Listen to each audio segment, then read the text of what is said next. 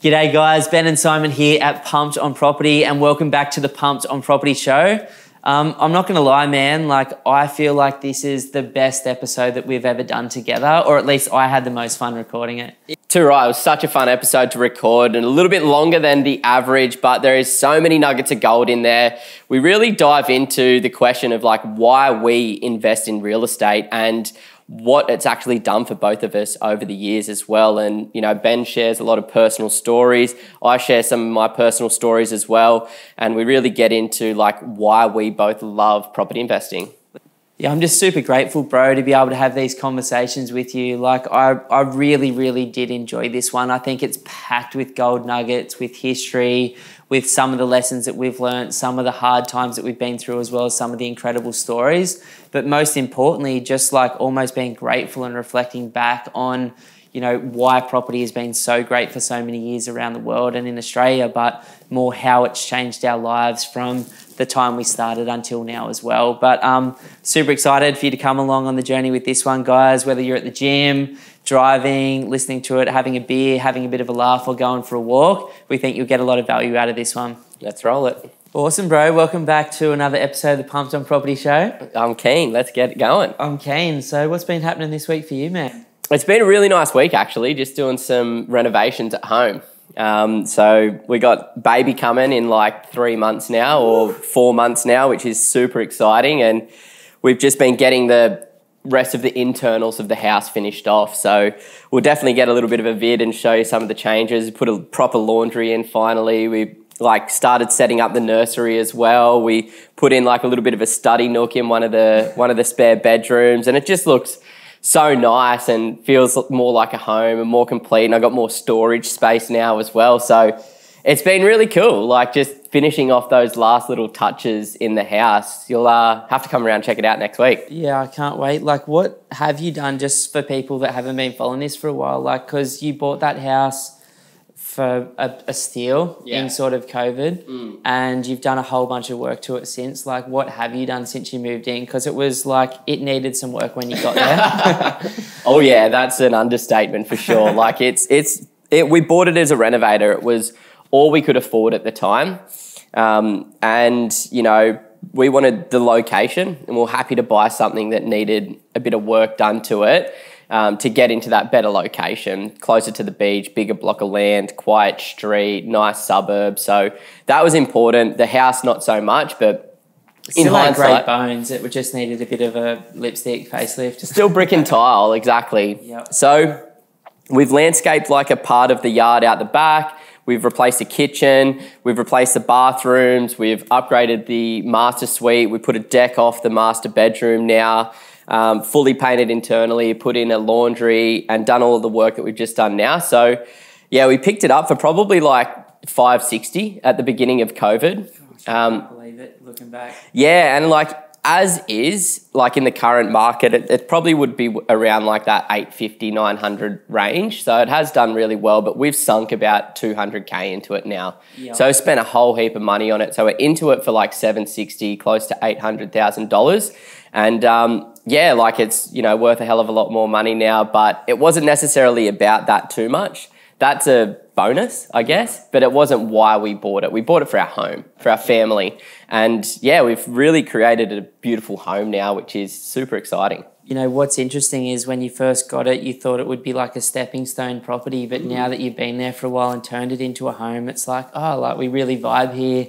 I know you're talking about putting in a cold plunge, sauna soon, which I'm super excited about for you. Yep. Hopefully some pull-up bars out the back as well. I don't know. Yeah, no, all of that's definitely going in, and it's going to just have everything that I've ever wanted in a house. And we thought we wanted to move closer to the beach or further up the hill for more because 800 metres is too far away. I know, right? So now we're just super content and happy. We've got great neighbours, we've got a big block, we've got a nice flat backyard. Super good for when you've got kids around and stuff. So it's perfect, man. I've really been loving it. But what about you? How's settling back into coast life been over the last couple of weeks for you? Look, honestly, I just don't even feel like I've had a normal weekend. I think I'm 3 weeks back now from 6-month trip around Australia, and I'm loving it. Just this morning, waking up, doing some gratitude, some prayer, some breath work again, then a workout and some mobility stuff last night.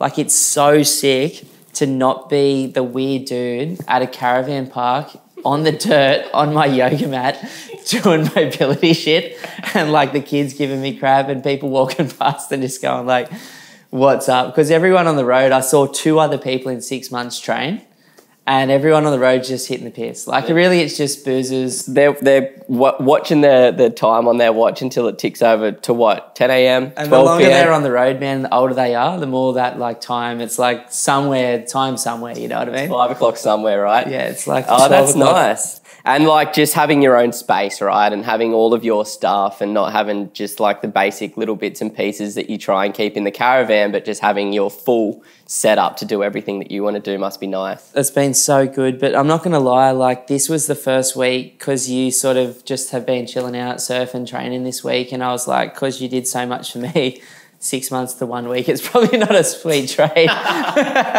But yeah, we'll call it even now. I'll be back next Monday. But Lisa, I said to Lisa last night when I finished, like, I'm like, man, I'm nailed. And she's like, you worked 3 days. So far, it's like Thursday recording this. And I was just like, yeah, but I worked a full 3 days. She's like, you work 7 hours a day, bro. Shut up. Was it nice to get back on like talking to some of the different people that reach out as well? Because it has been a while, right? And that's what gets us excited. Yeah, I was like, can I still do this? Like, do people still want to chat to me? Like, do I like have it still, you know what I mean? Like all of the information in my mind to like help people make better decisions and feel really confident. But what I did notice this week is there's been a lot of fear for 18 months, as we all know. In fact, I think there's been a lot of fear for 5 years almost. And I just noticed the big change. Like every person I spoke to has been like, I've been thinking about it for 2 to 3 years. I'm sick of waiting. I know what I've missed out on. Perth, Adelaide, Brisbane, Sydney and Melbourne are just gone, you know what I mean? Like they're out of people's price range unless you want a crappy unit. And so it was really refreshing to just have that week of just, hey, like we're super excited. We've been following you guys for a while. We get what you do. And it made my life easier and make me feel like I can do the job. So like confidence is high again. It sort of feels a little bit like, you know, back end of 2020, early 2021, you know, like where... I hope we get 30% growth this year. Oh, gosh. I don't think it's going to happen, but it's... The way that Perth's going, it could end up that way. But, you know, it's not like looking like that from a growth perspective, more of a sentiment. Like when you're talking to people, it feels as though people are like worried that they've missed out, like they feel as though that, you know, they wish they got in like 12 months ago or something like that. And, you know, now everyone's sort of rushing in, which, you know, we sort of expected. Which is how weird, because last week in the podcast, we were literally saying like, there's just good news. There's a massive tax rate coming or tax drop coming in July, which is going to bring people in. There's interest rate drops being talked of later this year, early next year. And then there's prices going off their head. Vacancy rates are low, 400,000 people in the country. But everyone's feeling shit. And I'm like, we were trying to process why. And I was like, I just don't know why. And then within a week, like just the number of articles in the Financial Review, like Google positive property news in Australia right now, and it's just 9, ABC, 10, just smashing articles out. And the Australian Financial Review, the newspapers are changing their tone. And I think people are just sick of like hearing bad shit when things are actually really good in that space right now. And it's sort of a good little segue into like the theme of today's episode, which is, you know, why did we choose to invest in real estate and what has it actually done for us since we started? And, you know, I think there's a great book, that Start With Why by Simon Sinek, the, you know, leadership bloke from the United States. Great TED Talk he's done before, if anyone hasn't seen it. Yeah, it got millions and millions of views, that one as well. So it's like, starting 3 times. Same. Starting with why is so important, because it's like having a bigger reason to do something than just because everybody else is doing it, or you feel as though you missed out, or, you know, whatever other reason that you may have. But like why you do anything is so important to start at that point in time. So like, let's jump into it. Like you've been investing for almost 18 years now. 15 years. 15 years I've now, been sorry. dreaming of investing for 18, but I had no money at uni. 15 years now, 3 shy of 18, so you're not too far away from that anyway. But like, why did you start, and like, why do you continue investing in property? You know, if I go up a level first, like why do I invest versus why property? And then I'll break that down as well.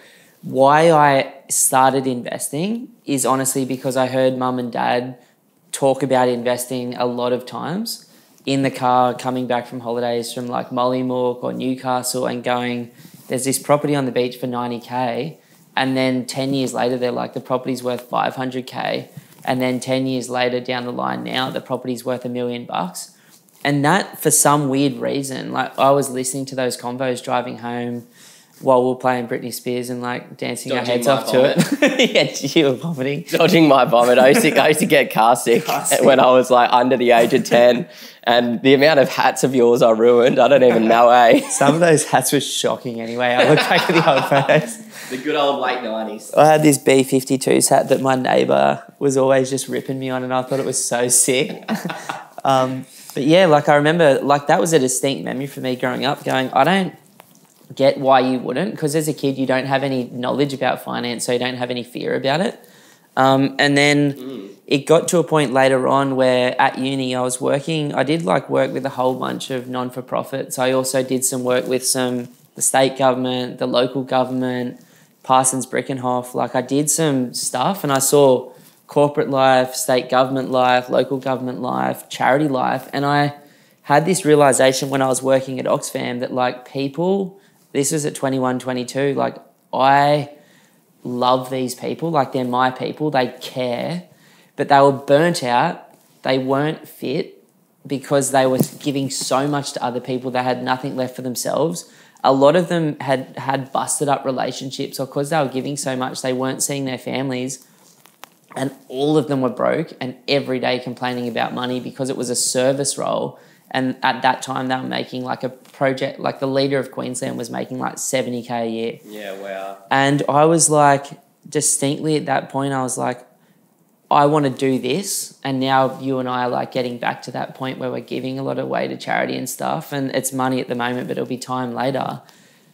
But I had this distinct memory at like 22, I'm going to get financially free so that when I go back to this, I've got the skills and I've got the financial position to not worry about the money, and I can actually like run their business and improve it because I know marketing, sales, leadership, management, accounts, all of that stuff. I've got a cool story to talk about that as well, because like both you and I have been pretty privileged growing up, very privileged growing up. So privileged. And, you know, so we've always had this, and like something that our dad's always done is given a little bit to charity, and we've always been involved with something. So it's been a huge part of what we want to do. And that was They've always been on boards. They've always coached teams. They've always been at like the church thing, mowing the lawns. Like they've always done the charity stuff too. And that was your like, even to like, you know, giving back to the earth, like that was your initial university degree as well. So it's like we've always had this desire and pull to give back in some way, shape or form. And I remember we were down in Sydney.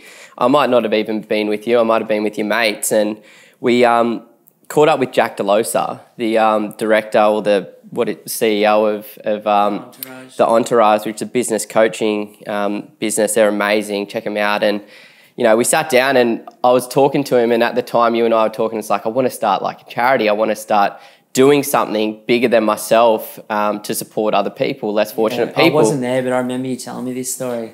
And he sits down and he's just listening, really great leader, really great entrepreneur. And he's like, you know, I love where you're coming from. I love the idea, but he's like, why don't you set yourself up first? Why don't you dedicate the next 10 years of your life to building wealth, networking, learning how to build a business, learning how to build a brand, learning all of the skills that are necessary to create a good charity. And then he's like, in 10 years, you'll have so much more money, you'll have so much more experience, you'll have so many more skills, and you'll have so many more people to reach out to, that he's like, you start today. He's like, you might get 100K in your first year, which is amazing impact. Congratulations.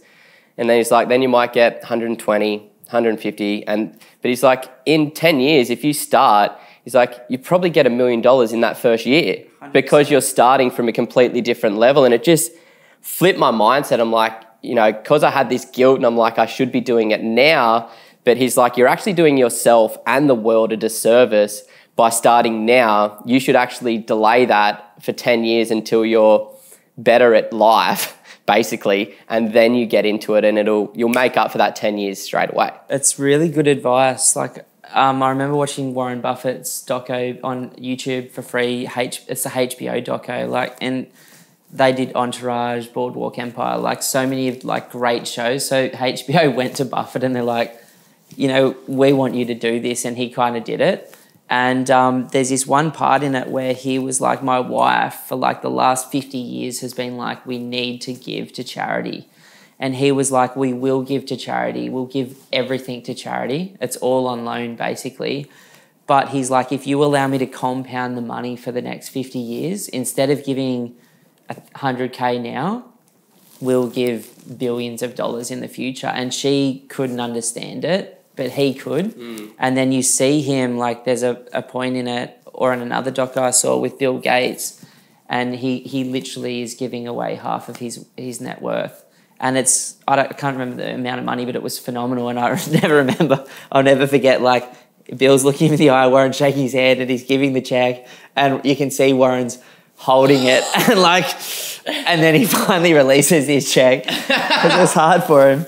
And it's hard, like, it's, you know what I mean? Like, the thing that gets you to where you want to be is different from the thing to, like, give to others when you're at the top. There's a book up there from Ryan Holiday, Ego is the Enemy, right? The ego doesn't want to let go of that check at all, but, like, your true self does. For sure. And so I suppose, like, the third why for me, outside of the two things I mentioned, is I wanted to be financially free because I do believe that we're supposed to be living a life with choices. And those choices for me are spend time with my family, friends, wider family, holiday, travel, give back to charity, do meaningful work that I enjoy, work 4 days a week instead of 5, like take 8 weeks off a year instead of 4, like train and move and think and like have a good spiritual relationship, because I'm not in the survival mode that I lived in for so many years anymore. Like, I'm thriving and I'm thinking abundantly. And even though my bank account might not show absolute financial freedom, I've got full financial peace from the decisions that we've made. So choices to me was what it was all about. Yeah. Because freedom is a huge value of mine, as is being accountable and responsible. But the freedom to fully express myself without fear in this lifetime is, I believe, the reason we're all here. And it's fucking hard to do that if you're worrying about cash every week. Oh, 100%. And like, I'd probably put that at the top of my list as to why I do it, as well as the choices. Like, you mentioned a few things there, but I was talking about this last week as well. It's like just the freedom to be able to shop at the local farmers markets and organic food, like get the organic food. Like, that's an amazing thing. Like, for me, I love surfing, and it's like having the choice to be able to buy a new surfboard, every 3 weeks. Seriously, every 3 to 6 months. But like, that's like my Gucci handbag. That's like my, you know, new dress or new set of shoes. So I love having those choices. And the reality is, like, as you said, like, you don't have to wait for those choices. They come earlier on in the journey when you realize financial peace and you know that, like, the future is taken care of. You just have to wait a little bit of time, like wait a little while until it actually starts fruiting. Yeah, well, delaying the gratification is the secret. And it's the hardest thing to do, because I'm not a patient person by nature. I just cannot remember a time when my dad wasn't like, just wait, Ben. And I'm like, I don't want to wait for anything. Like, no. I was so impulsive growing up, but now I fully get what he was saying. Yeah. So like, that's a good like change, I suppose. Like, if the why is strong enough, which Simon Sinek says in his TED talk, then the how you do it and the what you do become clearer and simple. So my why is so clear. I want to set up my family. I want to help my friends and my family live their best lives. I want to give money to the people in society that are the worst off, the people that can't eat, that can't function properly. And I want to help people that want to help themselves in my job. So we're so fortunate that we get to connect with people like you guys listening today that want to improve and want to grow. And like, they're my favourite people. Like, I was at the beach the other day with our mate Adzi, who used to work with us and now runs his own mortgage broking business. And he's like, he's like, what's your why? And I'm like, well, I think after my trip, I just want to help people. That's what I want to do. And he's like, that's not true. He's like, I've known you for 20 years now. You want to help people that want to help themselves. And I'm like, yeah, I cannot fucking stand someone that doesn't want to grow. Like, it's like, and it's the brutal truth. But it's the brutal truth. Like, I'll say that I want to talk to people and help people that are at the beginning of their journey where I was, that I can save them 15 to 20 years of their working life because they're prepared to learn. Yeah. And I want to learn off people that have already helped themselves before that I can grow from.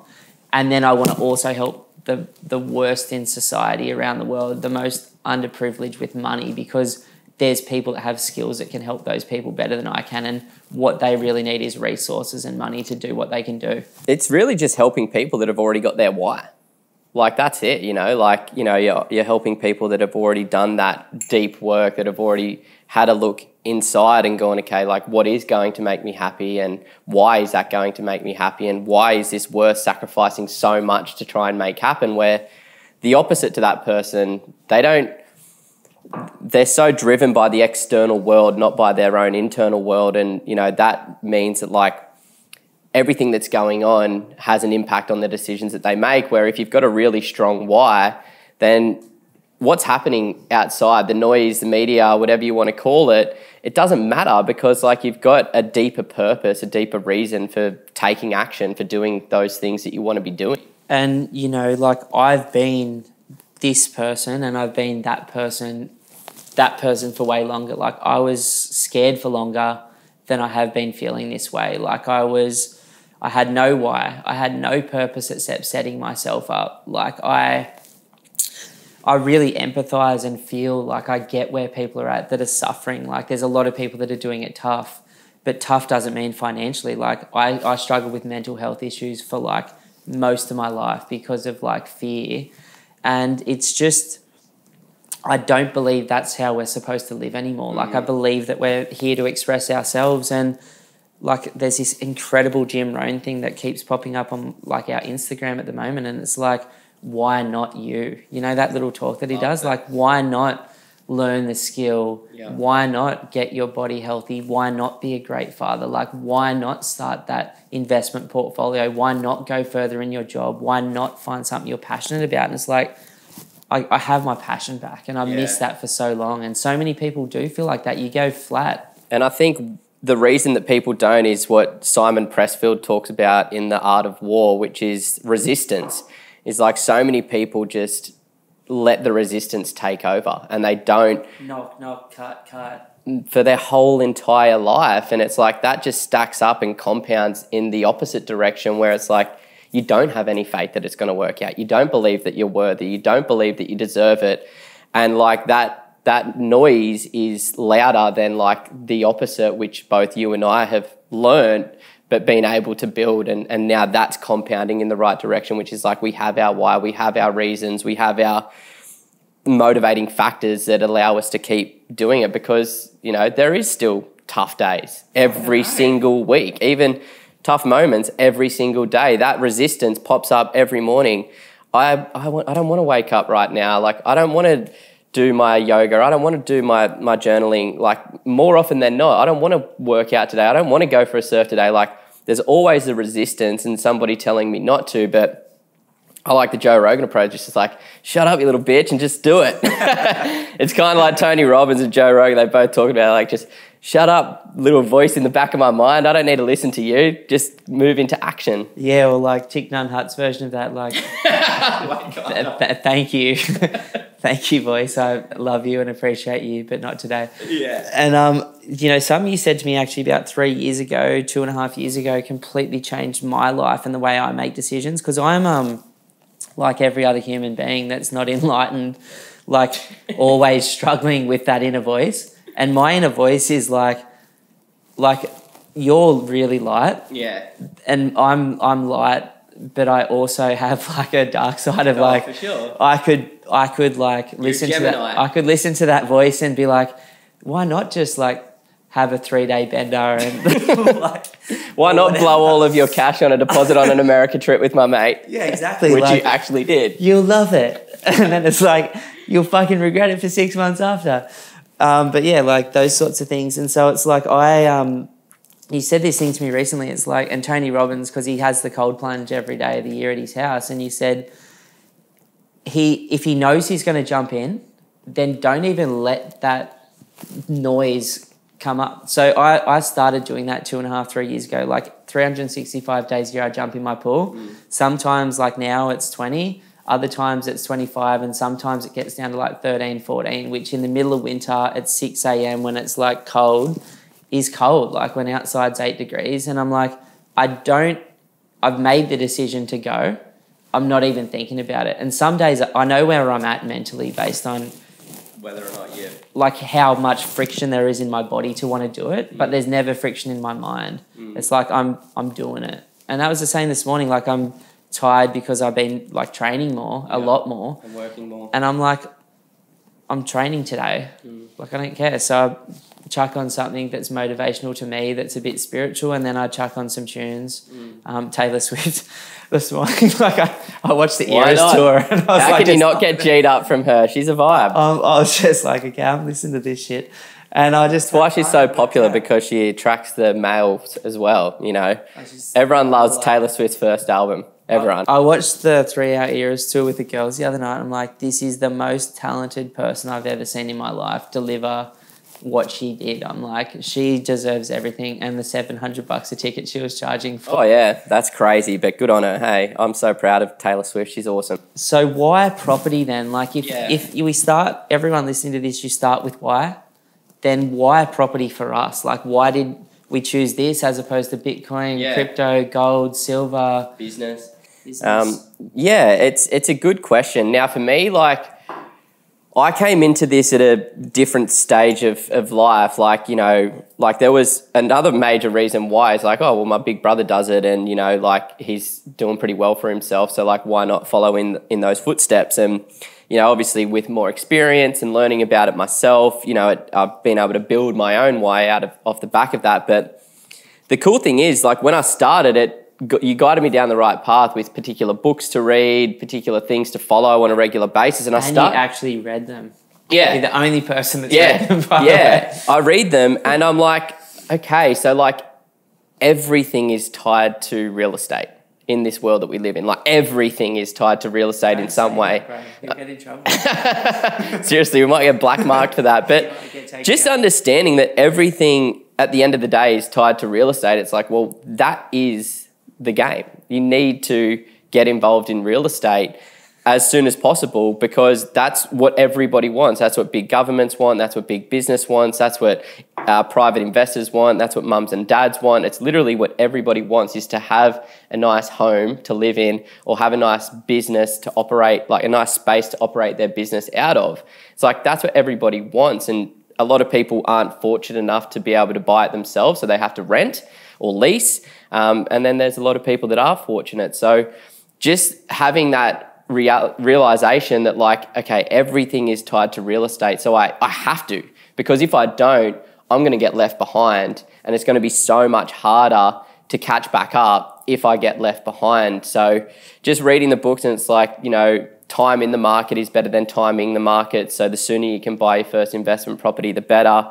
Understanding that property has performed so well in the long term, and it's likely to continue in a similar direction in the future. So having a longer term perspective just made it really simple. I'm like, well, buying my first property at 25, you know, 20 years from now, I'm going to be 45. Like that's a good amount of time to just let things sort themselves out. So it was just quite logical to me when I started to actually learn about it. Hey Sam, do you mind turning this fan off if that's okay? I'm just like, I can't open my eyes. No, it's just like for some reason, because there's a light there too, it's like cooking me. I'm just happy to leave all that in, and then you just clapped. Normally we clap for a restart, guys, but this is like live and raw. It's like a clap is our cut. It's a cut. I never realised that they do that cut. It's just for the soundbite. It's for the soundbite. It's not for the actor. Yeah, that's all it's for. It's to like get the 15 cameras and devices that are recording sound all synced up. But yeah, like that's like to think about, like why real estate for me, that's a major reason. Like I didn't want to get left behind. I could really see that everybody wants to get involved with real estate, which means that there's a lot of demand for it. Mm-hmm. And so it just became logical. It became like kind of like brushing your teeth. You have to do this. You have to do it. That's so weird to explain it like that, and I know I've kind of butchered it, but do you get where I'm coming from? Yeah, you like to brush your teeth? I do like to brush my teeth. My dentist actually says you brush your teeth too hard. So does mine. That's why I started brushing it left-handed. I've told you about this because it's softer. I'm so unco. I'll have to try and do that. But yeah, man, like I feel like there's so many reasons why that I know now, but I didn't understand them when I was starting out. So the number one reason is 50 years of data from Simon Priestley looking at almost every asset class in the world. Australian residential real estate did an average of 8.2% per year, which puts it as pretty much on leverage the number one asset in the world over that time across the board. There's other assets that have obviously 10 times that. Like what's Bitcoin done? I was reading 20,000% since its inception. I was reading that this morning actually. Bitcoin just surpassed one of the other biggest assets in the world. Like poppies in the 18th century? No, I shouldn't even say because I can't remember properly. But Bitcoin, the percentage of growth just overtook something that's like been the top performer ever. And it's like almost 1,200% since its inception. Whale oil in this, like, yeah, you know seriously. what I mean? Like, so there's this thing of like property has done well. The second reason for me, it's leverage. Yeah. Like it's very, very difficult to leverage much else without significant risk. Like a few friends of mine just before the GFC in Sydney, like leveraged like stocks, which they do let you do if you know how to do it. And then he got a call when we were like kids earning 50K a year that they're like, yeah, we need you to transfer 30K back now. And he's like, I don't have 30K. And they're like, well, this is like I can't remember the name, like a recall. All you stock traders will be hammering me for this, but I'm not a stock guy.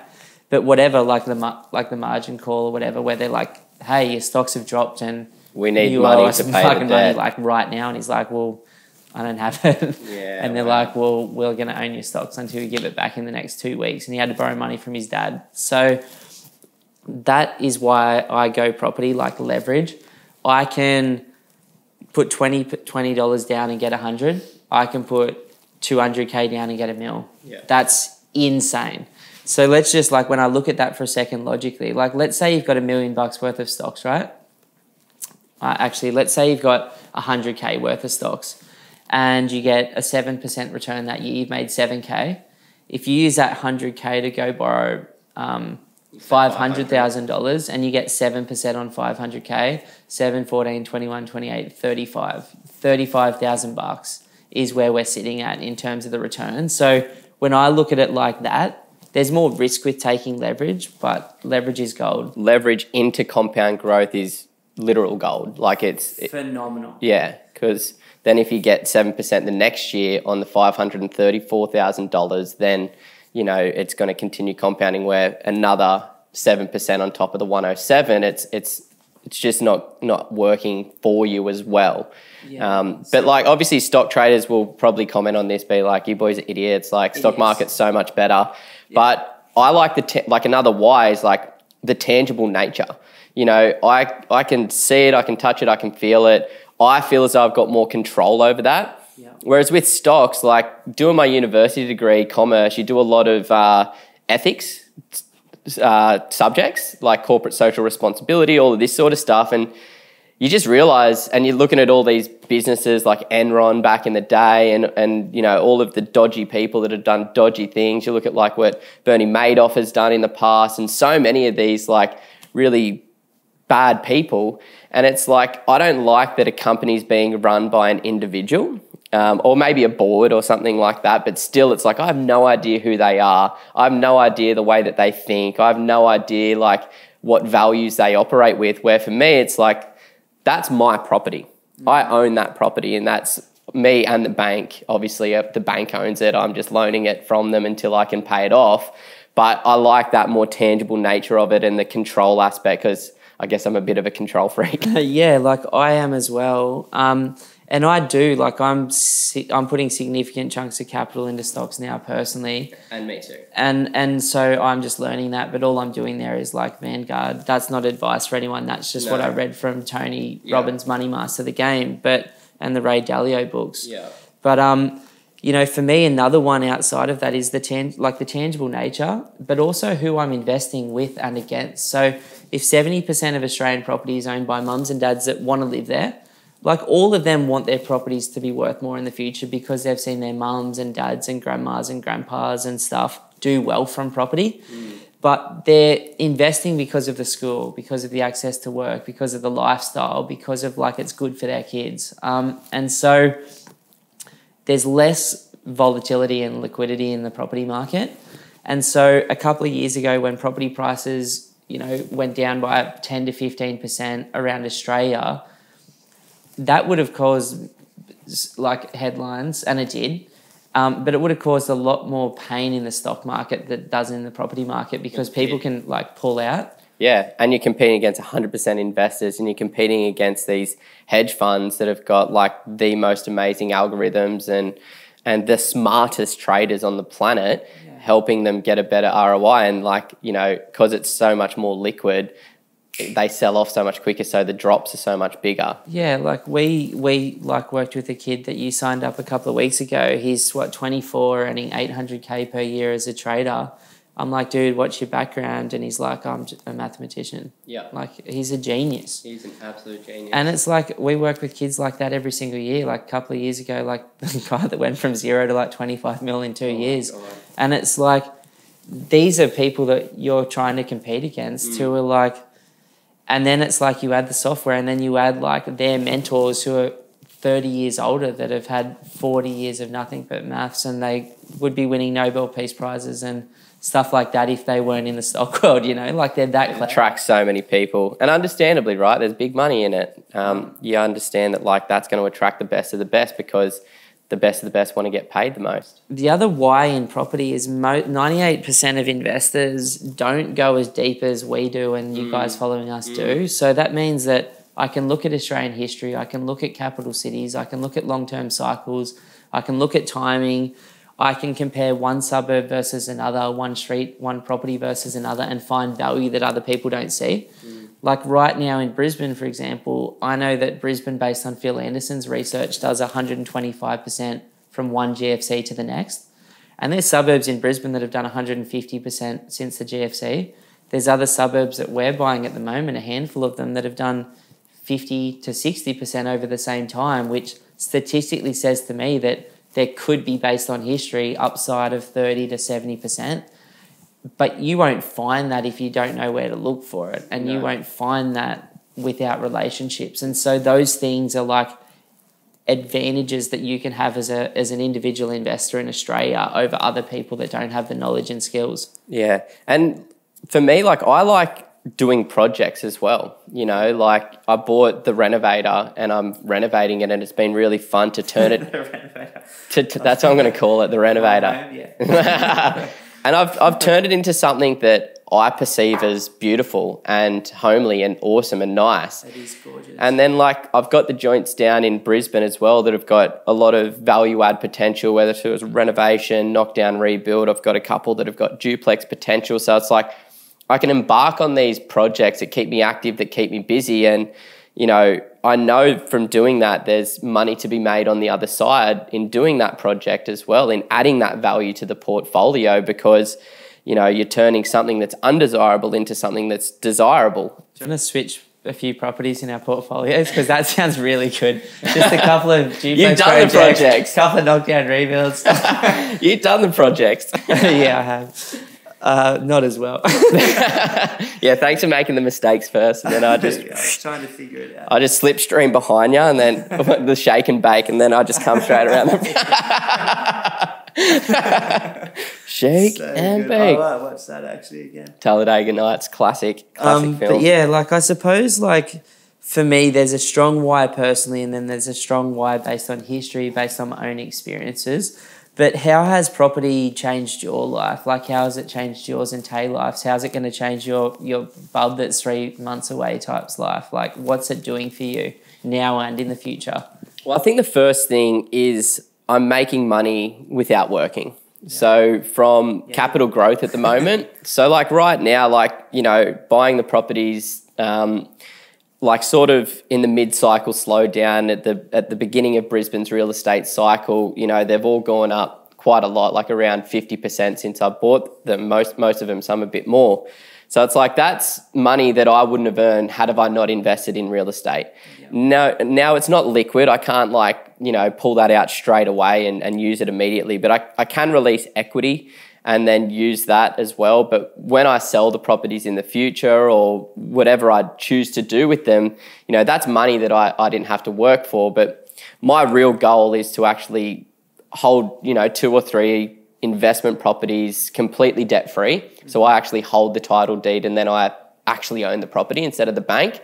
And then I can live off the rental income, which once again is money earned, it's passive income without me having to do anything, rain, hail or shine, whether I'm holidays, whether I'm working, whether I'm in good health or not, that money's coming in. So like that's the biggest reason and the biggest benefit to my life that property investment has given me is just having that passive income and making that money while I'm sleeping. I love that. And there's 2 parts to that, like you mentioned. There's the long-term capital growth that you receive.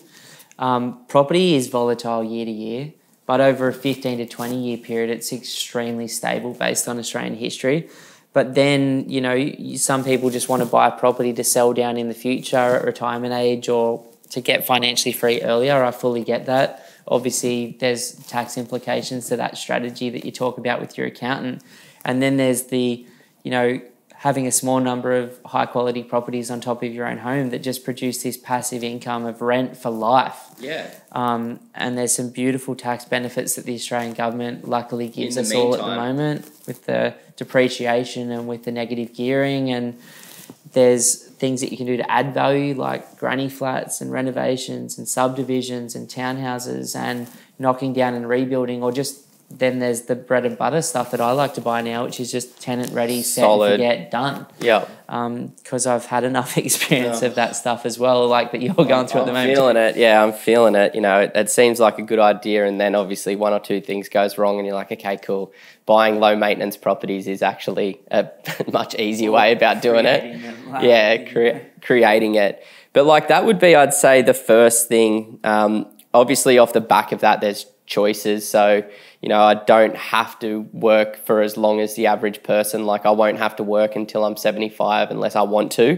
Mm-hmm. You know, that's a huge benefit. Like we've been able to design a life that gives us more freedom, more holidays every single year, less hours in the work week as well. Like we're bringing that modern approach to the world that we live in. And, you know, I get a 3-day weekend every single week basically. And it's like, I wouldn't have these without using property as a way to leverage and get more wealth short term. So it's the choices, and people think that you need to delay that gratification until you actually own them outright. But you know, financial peace is a real thing, and that feeling comes a lot sooner in the journey than you actually think. Yeah, like once you've accumulated the assets, which is the first step of our 2 or 3 properties, the financial freedom ideas. And if you haven't seen them, guys, like check them out on the podcast or YouTube. Yeah, we need to re-record one anyway as well. Yeah, we'll put one out like relatively soon.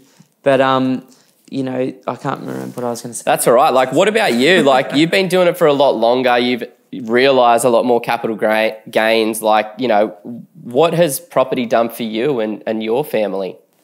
You know, property investing, number one, has enabled me to live my values. And more Love than that, I should have said that. Shit. Figure out what my values actually are. Like, I couldn't see when I'm putting my hand in front of my face, like you guys are watching this and it's a fucking podcast. For those of you guys watching this on YouTube, like basically I've lived most of my life, if you could see what I'm doing, is with my hand directly in front of my face without great visibility of where I'm going. I've always been lucky that I can see bigger picture. Like it's one of the things for me that I'm like a natural thing that I'm lucky to have. But even though I can see it, I walk around like someone's got their hands over 1.5 of my eyes, you know what I mean? And getting to a place where like I'm not in constant survival mode and I've been able to identify my values has allowed that hand, like my hand is always still going to be in my peripheral vision because of my nature, but it's not stopping me like being present anymore. It's not making me constantly time travel into the future and into the past, fretting about the past, getting anxiety about the future of how I'm going to get to where I want to be sooner. And so like my values system is so simple. My values is literally my family, my spirituality, like spending time with people I care about, the things that I talked about before, the choices. Like I never, ever, ever would have been in, at this age, 38, being able to work 3 to 4 days a week. I never would have been, I've taken like 20 weeks off a year for almost the last 4 or 5 years now, like, which sort of doesn't feel like it, I suppose. Maybe it does because you've had to pick up a bunch. No, it doesn't at all. Like we still get it done. Like it's still been really functional and productive. Like I've been able to meet people that I never would have been able to meet without doing the things that you and I have done. Like I was just lucky enough to literally work on the road and travel around Australia for 6 months with my kids, like in a caravan with a brand new Land Cruiser and a brand new caravan that I literally paid for without even using my own money. Like I sold one property, paid a shitload of tax, put 600 grand in the bank, and it paid for my entire year and this trip around Australia and left money over. And I'm like, who the fuck can do that stuff that hasn't invested? Like, how do I do that earning 50 grand a year like I used to, 20 grand a year like I did for 4 years at uni, 100 grand a year after my grad program? Like how do you do this stuff without property? And now it's like you and I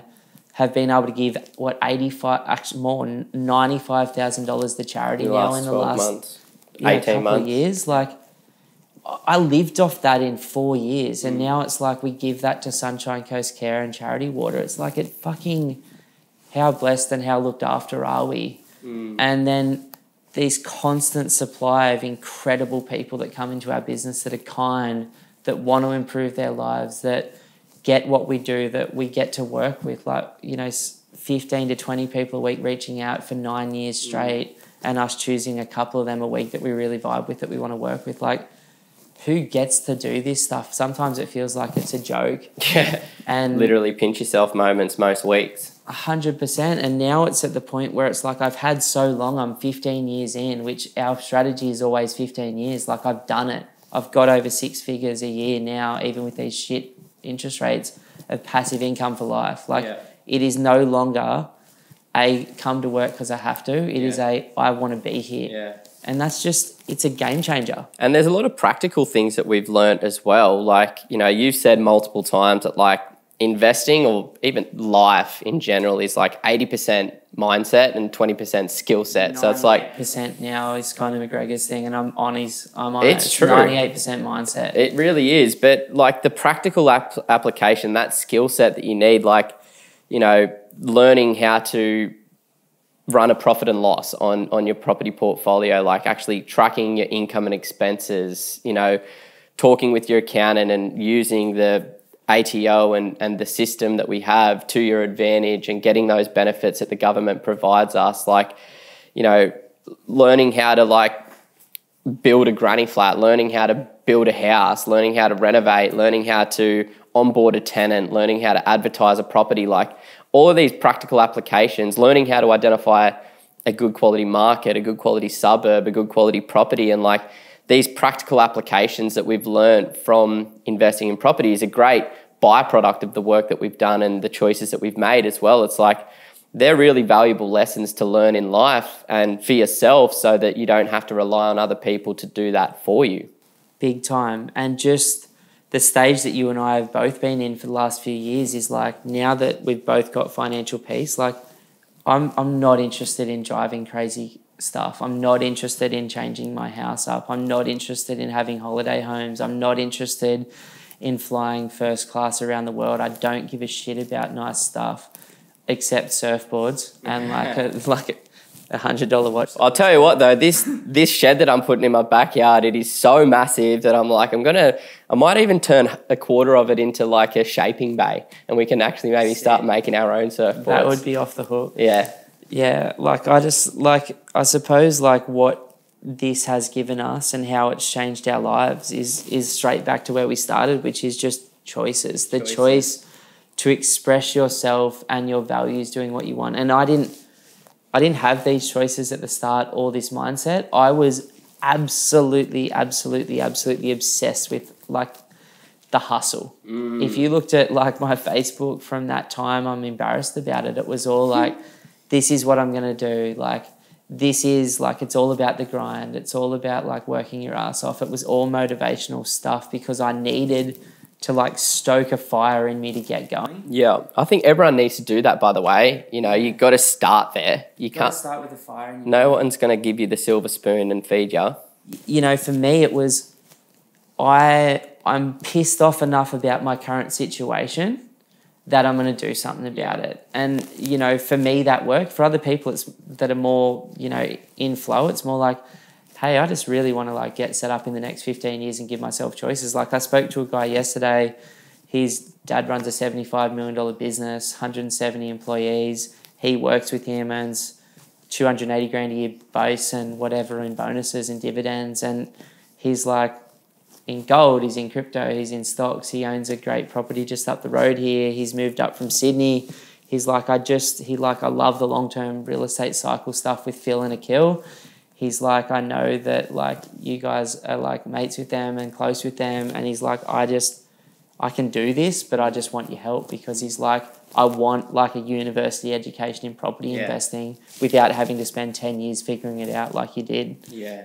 And I love that we're in that position where it's like, you know, like we can just, I know if someone that's 30 now is looking to work till they're 60, like I know how quickly they can change their stars. If they've got a bit of fire in their belly and a tiny bit of like potential in terms of like wanting to do something more. Yeah, and I think you need that fire to kind of get you motivated, because it is difficult decisions at the end of the day. Like the lessons that you learn in, you know, making difficult decisions, like plus hundreds of thousands of dollars on those decisions in property personally. It can be brutal as well. Yeah, like, you know, when I say like the house that I bought was all I could afford, it wasn't all that I could afford. It is all I could justify affording. Like had I sold those other 2 investment properties, I would have been able to buy a much nicer place closer to the beach. But it's delaying that gratification and making the smart decision and buying what I could afford in that situation. But there's another way of like doing it that I have, and you know, this is super underrated and something that's not talked about in the like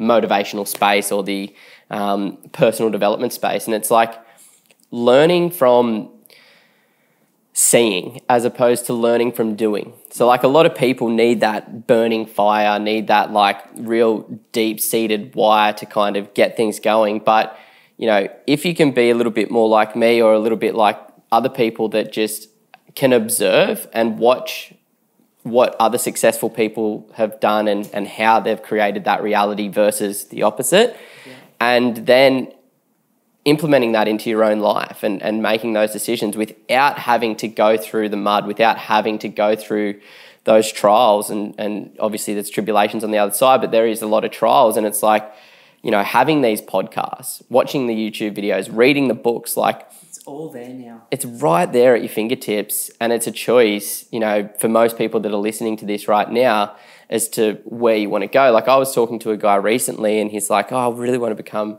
a property investor. I want to become a buyer's agent. I'm like, oh, cool, man. That's so inspiring. Like you should do it. I'm like, you're at the very beginning of your journey right now. Here's 4 or 5 books that I read at the beginning of my journey and I'd recommend reading them. And he's like, oh, nah, I just don't really like reading, eh? And I'm like, cool, like that's listen to him on Audible. I'm like, listen to him on Audible, and he's like, oh nah, like, you know, I just want to do it. And I'm like, sure, like I didn't really know how to respond to that either. And I'm just like, you kind of need to have that like that desire to want to improve yourself, but you need to take the lessons of the experienced people that have been there and done that. And you can find that in audiobooks and podcasts and just books. 100%, man. Like I'm so lucky. Like I love reading and I love listening to stuff. Like the amount of content that I consume on YouTube to learn is insane. And then I like listening to people too. Like when I'm with people, Like I was just in Bali for 2 or 3 weeks. We came over. It was pretty sick. We got some fucking good waves at commune. Like it was a vibe actually. Oh, seriously. I've got one of the barrels of my life out there right in front of the boys. There, Yeah, same, hey. But I don't. I remember those waves because I've been surfing crappy Sunshine Coast slop ever since. So many good waves for the last 3 months that I was like, Yeah. Bali was okay. But it was, you know, I just was talking to a guy before you guys all came over that I met at the Hilton. Like I was just sitting there, and every time I'm at the Hilton, I meet the most interesting dude that I become friends with for that moment. We're going to go over to Texas and catch up with these guys and stuff, maybe in 2026 for the Soccer World Cup. Oh, cool. He was like a soccer fan. Yeah, 100%. Hoey's keen, Mickey Boyle. Plenty of time. But yeah, so we were sitting there and we're having a beer, and he's got kids, I've got kids. So there's like, and the chicks are like... Similar stage of life. Fully. And we started talking, and I heard him say something about property, and then I started to talk more, and as like we had a few more beers and stuff, and then like they ended up coming around to our house. The kids all chilled, and they were just sitting out the back having some drinks and stuff when the kids are like in bed. And he's like, oh yeah, I own like all these caravan parks in America, and I've got like 100 properties. And I started from nothing. Like 12 years ago, I was working in a gym, and I just got into Texas, and it's just like tripled in value since I bought there. And I was just like, fucking oath. Like, is what I thought. Yeah, I'm like, this guy has been traveling the world for a year, and he's going to be traveling the world for another year and a half. His missus is one of like the top executives at Google. Yeah. And like smart people, not people that like luck out on making money, which you see all the time, but like proper like clever people that are like he's obsessed. And so I'm like, cool, like how long are you here for? He's like, the next 4 days. I'm like, fucking oath. He came to commune actually after like for a day and just chilled out as well. But every day we're at the pool. Like the key value is having the best time with the kids. He's into training, so am I, having a cold plunge, having a sauna every day. But it was also like question from me. Like, how did you do it? What did you do? What did you learn? And over 4 days, I feel like I learnt more off this dude than I have about real estate in the last 5 years. Like, it was fucking like finding Phil Anderson. Just by being curious. And he's like, oh yeah, it's like all of my mates own like 200 properties or worth 100 mil. And I'm like, what the fuck? Like, what do they know? And like, he's like, yeah, we're a part of this group, man. You should come. We do these things. And I was like, just being curious, like you said, that's the best thing that I heard you say a few years ago. Like being curious and like the benefit about us because of our dad is like we are perpetual children looking to grow and learn. Yeah. There's no ego there. It's not like you don't put yourself on a pedestal. You just like realize that. I love that saying. Start again. Yeah, the more you learn, the more you realize you don't know. And I love that philosophy. I know nothing compared to where this guy's at. And also in the back of my mind is like, fucking oath, when the US property market shits itself in the next 5 years. Yeah. I'm hitting this dude up. Oh, of course. Like, he's like doing all these things. Like, he's got partners that are worth $100 million that he's no cash down now on all these deals. And he's like, you know, getting 50 pieces hard of to rent compete per against week. those types of folks. Well, it's just why I compete. Like, join. Can't beat them, join them, right? 100%. Like, there's but no it is, thing. Like, to change topic, but keep it on the same topic. Like, that is something interesting that I've realised in the last few years is the percentage of institutional investors, mostly in the United States. You hear about the real estate investment trusts or these hedge funds or these like, you know, conglomerates buying like large portions of land. And, you know, I think in 2021 in the United States, over 15% of house purchases were made by institutional investors. Yeah, I heard something this week that 10% of Aussie purchases in the last year were made by international super funds. There you go. So these are like, this isn't average mums and dads. This isn't just an individual person. This is like, you know, thousands of people pooling their money together to buy a large portion of land. So property is becoming more like the stock market in the sense that you don't own the whole piece of land to yourself. You might just own a very small portion. You get dividends or profits from that real estate investment trust. So, you know, that's a reality that like it's going to get harder and harder as these guys gain more leverage and control of the property market. You know, the thing about that is it's always been like this. It's just more of it's coming out. Like there's every super fund in the world has a percentage of its allocation, 1%, 5%, 10% in a global residential property. And they just move around the world. Like I remember catching up with a dude when I was at IBM, and I was doing a project management course at night. I caught up with this young guy who was an electrician, and at that time I was still doing the catch up with 3 investors or business people a week thing. I'm like, do you know anyone? And he's like, yeah, I know this guy. He owns he was the developer that owned Wanda. Oh, cool. But he couldn't borrow money in the GFC. And so I went and caught up with him for beers a few times while I was in Sydney. And I'm like, what are you doing? And he's like, I've just teamed up with like a company that owns like 2,000 properties in Australia, like a real estate investment trust. And he's like, I'm just going through each property one by one, giving them a report on what we can do and then managing the fix up to increase the rental yield / valuation on the properties for them for when we come out of the cycle. And he's like, I own this like patch of land at Wanda at Cronulla as well.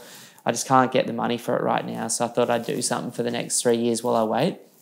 And I'm like bumping into that guy and like as a 24-year-old and going like, I don't know how he's doing it, but seeing that it's possible, it's just crazy. Like it's crazy. Like half the clients that we work with, well, not half of them, but a percentage of them are balling out so hard that it's like you're just constantly learning from people that are like further along. And it's like we learn as children when we go to gymnastics or surf coaching, like why do we stop asking questions? Why when we bump into someone in Australia that's doing well, we don't ask how did you do it and like what would you do differently? Like I think people should buy that book that's up on there. Ego is the enemy, and just like learn to just get rid of it because you don't need it. That's what's holding most people back, like thinking that you're better than that. You don't need the extra knowledge. You don't need the extra information. It's like, nah, cut that out and just like be a kid, be open to new ideas and explore that. And when you bump into somebody,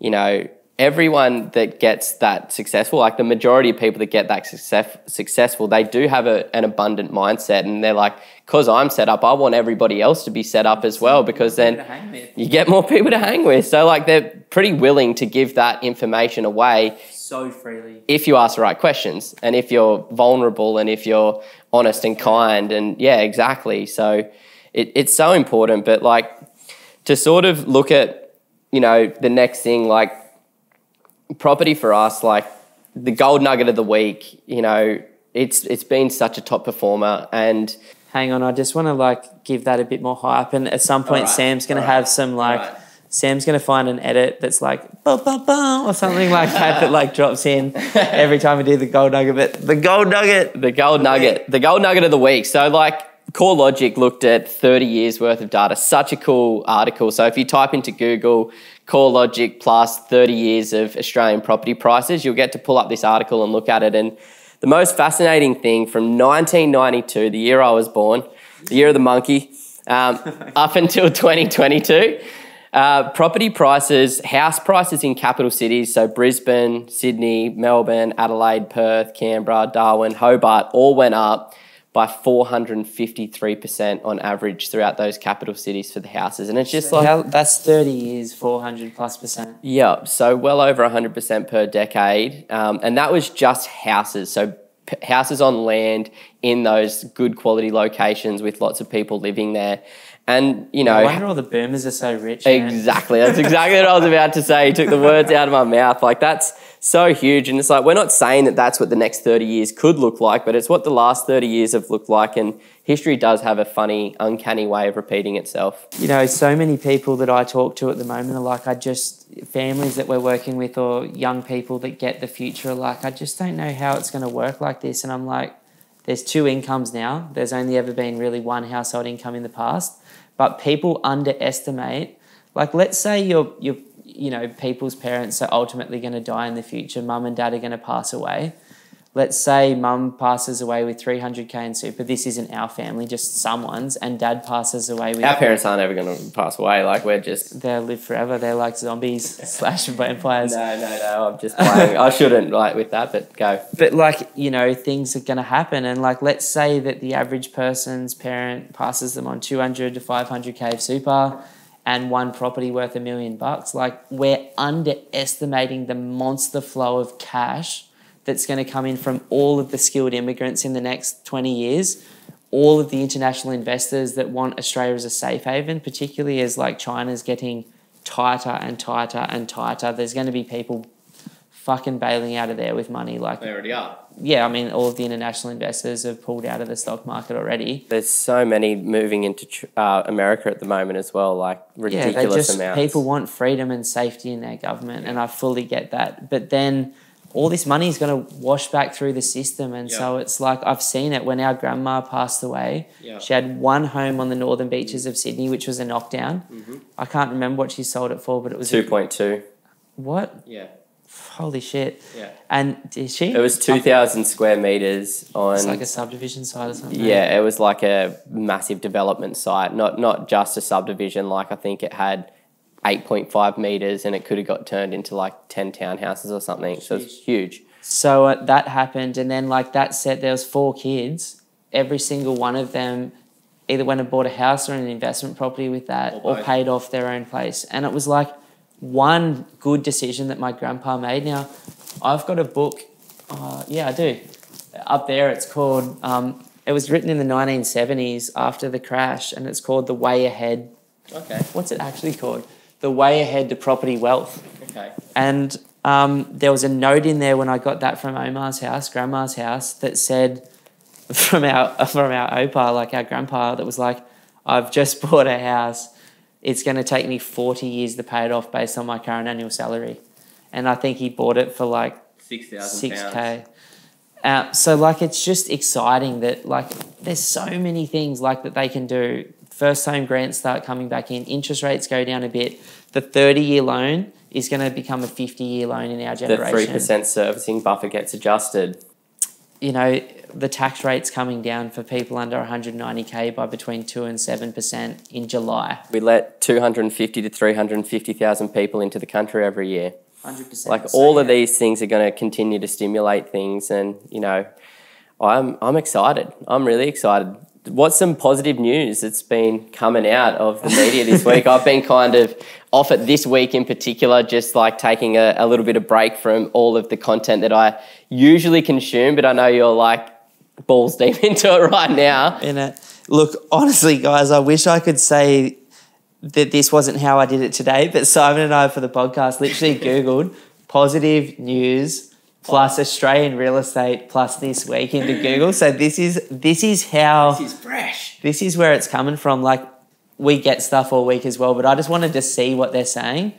We clicked on Channel 9's news feed, the top one, and basically the positive news that it's just crazy watching that or reading that little piece of article, and we skim read it, but basically vacancy rates are at record lows right now because of all the people that have moved back during COVID plus from overseas.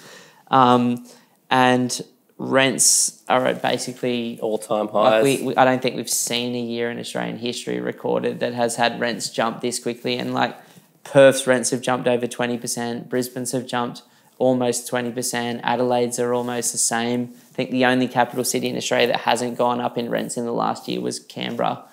Like, you think about that for a second, like Brisbane rents increasing by 16 to 20% in 1 year.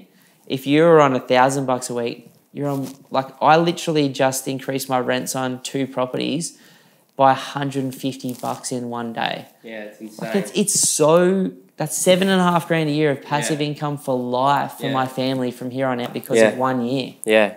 It's wild. Like, it's great for the property owners, which is obviously the majority of people listening to this at the moment. Obviously really rough for the tenants, but you know, the tenants' incomes have gone up 20% in the last year. Most people's have as well. So yeah, exactly. And like a lot of people that do listen to this rent vet, so it's, you know, even though rents are going up, like they've been investing in other markets that have been absolutely kicking ass. Like Davo from Sydney, he's you know, got 3 properties in Queensland and rents down on the south coast of Sydney. And, you know, like, yeah, they're paying a lot more there, but he's getting the rental increases in his investment properties. He's getting the capital gains in his investment properties. So he's still ending up in a massive net positive.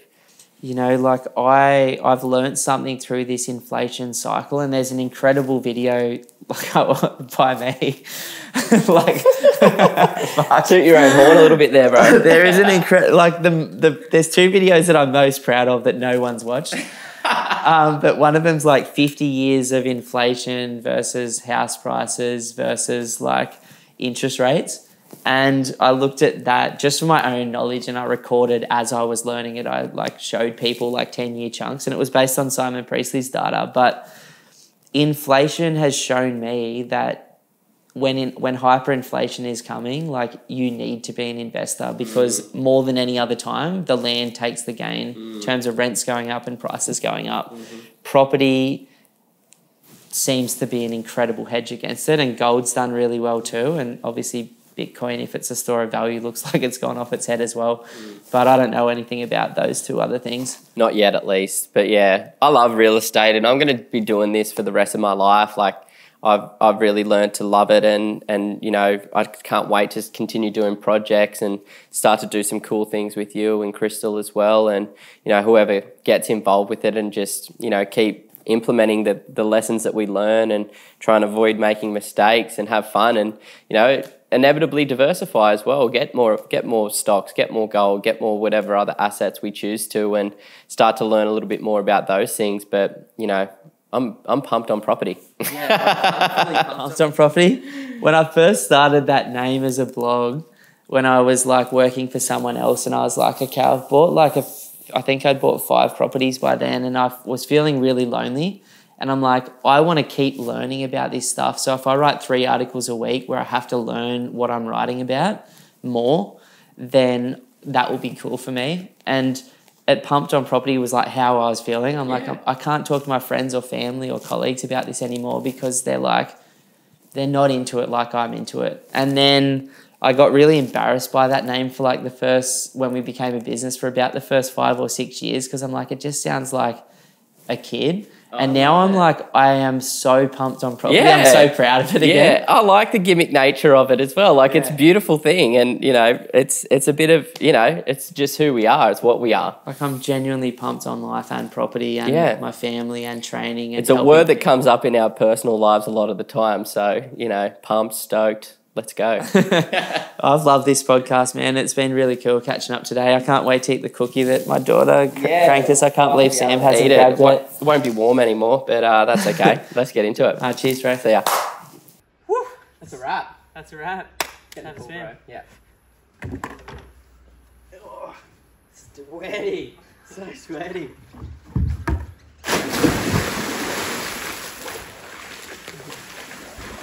Oh. That's so nice, eh? Oh.